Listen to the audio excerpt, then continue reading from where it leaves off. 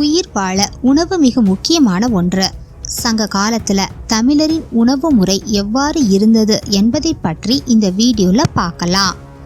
சங்ககால மக்களின் உணவு முறை மற்றும் சமையல் முறைகள் அம்மக்களின் பருவ சூழ்நிலை, வாழும் நிலத்தின் தன்மை, விளையும் பொருட்கள், பொருளாதார நிலை ஆகியவற்றை பொறுத்தே அமைந்திருந்தது. சங்ககால மக்களின் உணவு வகைகள் உடல் நலத்திற்கு ஏற்றவையாக இருந்தது. மேலும் உணவை சுவையுற சமைப்பதிலேயும் உண்பதிலேயும் அம்மக்கள் சிறந்து விளங்கினார்கள். அக்காலத்துல உணவினை நீரிட்டு அவித்தல், வறுத்தல், சுடுதல், வற்றலாக்குதல், எண்ணெயிலிட்டு பொரித்தல், ஊற வைத்தல் போன்ற முறைகளை பின்பற்றினாங்க. நற்றினை பாடல் ஒன்றுல தலைவி இரவில் வந்த விருந்தினருக்கு நெய்விட்டு கொழுப்புடைய ஊனை சமைக்கிறாள் என்ற குறிப்பு உள்ளது. அத்திப்பழம், இலும்பை பழம், குமிழும் பழம், கொன்றை பழம், நாவர் பழம் போன்றவை அதிகமாக கிடைக்கும் பழங்கள் ஆகும். சங்ககால மக்கள் அசைவ உணவையே பெரிதும் விரும்பி உண்டனர். குறிஞ்சி நில மக்கள் மலையில் விளைந்த திணைய சோறாக்கியும் நெய்யில் பொரிக்கப்பட்ட இறைச்சியையும் உண்டனர். மருத மக்கள் வெண் சோற்றையும் நண்டும் பீர்க்கங்காயும் கலந்த கூட்டையும் பழைய சோற்றுடனும் அவல் ஆகியவற்றையும் உண்டனர். நெய்தல் நில மக்கள் இறால் மீன், வயல் ஆமை ஆகியவற்றை சமைத்து உண்டுள்ளனர். பாலை நில மக்கள் புளிக்கறி இடப்பட்ட சோற்றையும் கறியையும் உண்டனர். அரசன், புலவர் மக்கள் ஆகிய அனைவருமே தேரல் உண்ணும் வழக்கம் உடையவர்களாக இருந்தாங்க.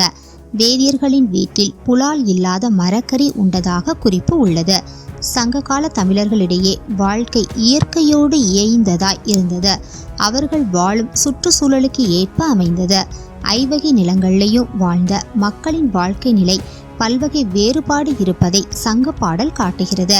கல், சோறு, இறைச்சி வகைகள் சேரநாட்டு மக்களின் முக்கிய உணவாக இருந்தது. நெல்லின் வகை நிலத்திற்கு நிலம் மாறுபடும். மருதநில மக்கள் சென்னல் சோறும், மலைநில மக்கள் வெண்ணல் சோறும் உட்கொண்டனர். சேரநாட்டு தமிழர்கள் ஆட்டு இறைச்சிய வெண்ணலோடு கலந்து சமைத்தனர். சாப்பிடும் பக்குவத்திற்கு சமைக்கப்படும் இறைச்சி திற்றி என்றும், உலையேற்றி வேக வைக்கப்படும் இறைச்சி புழுக்கு என்றும் அழைக்கப்படும். பண்டை தமிழர் விரும்பி உண்ட உணவு பொருள் திணைமாவாகும். திணையுடன் கருப்பட்டி கலந்தது ஆகும். பல வகைகளையும் கிழங்கு வகைகளையும் உணவுப் பொருளாக பயன்படுத்தி இருக்கிறாங்க. கரும்பு சாறு விரும்பி அருந்தினர். மருத நிலத்தில் வாழும் மக்கள் நெல்லுக்கு வேலியாக கரும்பை நடுவர்.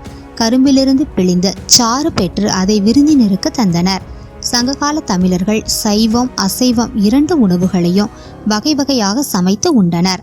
தனியாக உண்ணும் பழக்கம் தமிழர்களுக்கு என்றுமே கிடையாது. அரண்மனைக்கு வரும் மக்களுக்கு உணவு அளித்து மகிழ்ந்தனர். சங்ககால மக்கள் அசைவ உணவு மிகுதியாக உண்டனர்.